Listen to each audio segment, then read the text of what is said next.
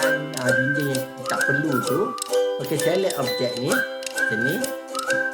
Okey, tekan X space ataupun tekan dekat explode. Okey, lepas tu tutup layer center line.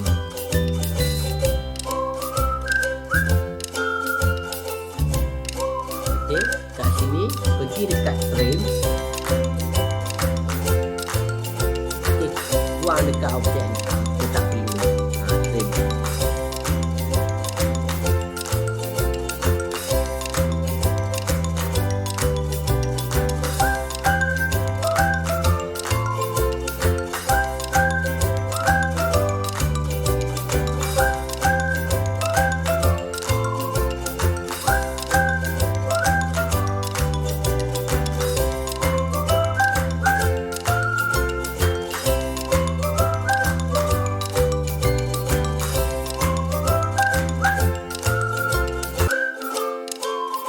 Yang situasi macam ni boleh filletkan dia dulu.